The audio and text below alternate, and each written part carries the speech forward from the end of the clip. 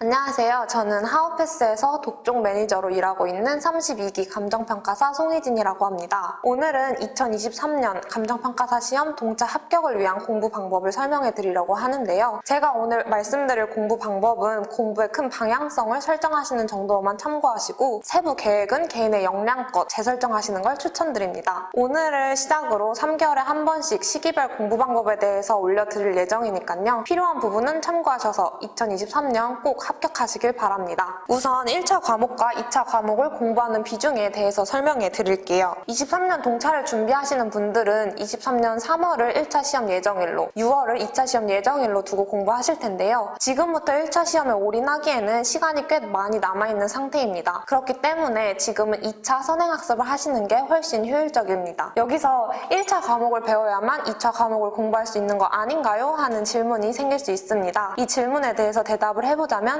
네, 아닙니다. 물론 1차 공부를 먼저 한 후에 2차를 하면 기본적인 이해도는 상승할 수 있습니다. 그러나 1차를 먼저 하지 않는다고 해서 2차 내용 이해를 못한다던가 하는 큰 타격은 없기 때문에 지금은 안심하시고 2차 선행학습을 하셔도 좋을 것 같습니다. 자, 그렇다면 지금 1월부터 3월까지는 2차 공부를 90% 정도, 1차 공부를 10% 정도 하시는 걸 추천드립니다. 더 세부적으로 말씀드릴게요.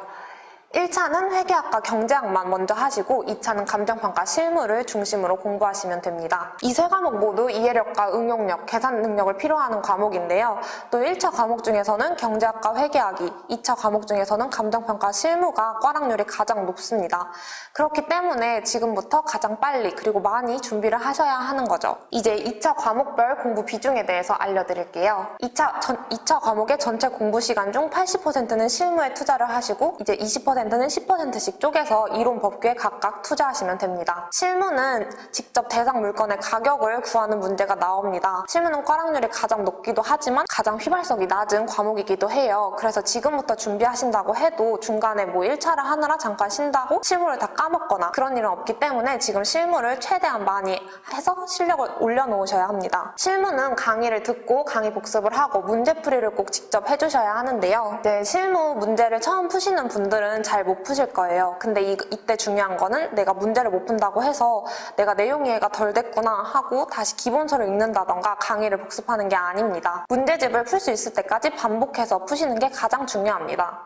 실무는 다른 과목과 다르게 커리큘럼을 보시면 기초 이론 강의, 기본 이론 강의, 문제풀이 강의 사이사이에 문제풀이 강의가 끼어져 있는데요. 이 이유는 실무는 지금부터 문제풀이를 탄탄히 해놓으셔야 한다는 의미입니다. 실무 문제집을 말씀드리자면 시중에는 다양한 실무 문제집이 있습니다. 근데 그 중에서 저의 경험에 빗대어서 추천을 해드릴게요. 저는 난이도 순으로 실무 입문, 실무 중급, 기출문제집 이렇게 순서로 풀었는데요.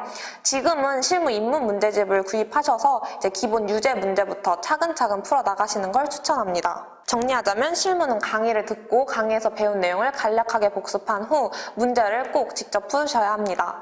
문제는 문제풀이 강의와 입문 문제집을 통해서 푸시면 됩니다. 이론과 법규 공부 방법은 일단 지금은 욕심을 좀 버리시고 기초 강의를 통해서 큰 틀을 잡는다라는 생각으로 공부하시면 됩니다. 이론과 법규는 커리큘럼이 기초 이론, 기본 이론, 문제풀이 강의 순으로 되어 있는데요. 아직은 문제풀이를 하기에 매우 벅차실 거예요. 그렇기 때문에 기초 강의를 들으면서 체계를 잡고 큰 틀을 잡는 정도로만 공부를 하시면 됩니다. 복습도 이론과 법규는 강의를 1시간 들었다면 복습은 30분 이내로 오늘 무엇을 공부했는지 정리하는 정도로만 공부하시면 좋겠습니다. 이제 1차 과목에 대해서 설명해 드릴게요. 지금은 경제학과 회계학만 공부하셔도 됩니다. 이 두 과목은 1차 과목 중 가장 어려운 과목으로 손꼽히는데요. 난이도는 어렵지만 휘발성은 가장 낮은 과목으로 꼽히기도 합니다. 지금은 경제학과 회계학의 기초 강의 정도 들어보시면서 과목의 성질을 충분히 이해하고 공부 방향을 세우는 정도로 공부하시면 충분할 것 같습니다. 제가 말씀드린 방법은 처음에도 말씀드렸듯이 전체 수험의 방향을 설정하는 정도로만 참고하시고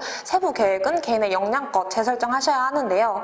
예를 들어서 나는 회계학과 경제학을 이미 배웠다 아니면 기초 강의를 들어봤는데 너무 잘한다 하시는 분들은 과감하게 1차를 생략하고 2차에 올인을 하셔도 되고요.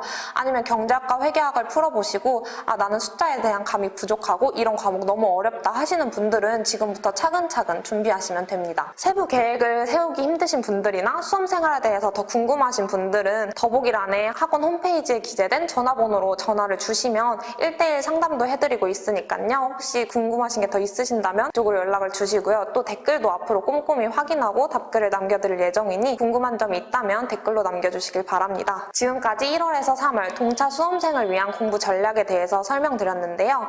다음 3개월 후쯤에 또 4월에서 6월 공부 방법으로 찾아뵙도록 하겠습니다. 그날까지 모두 화이팅 하시길 바랍니다.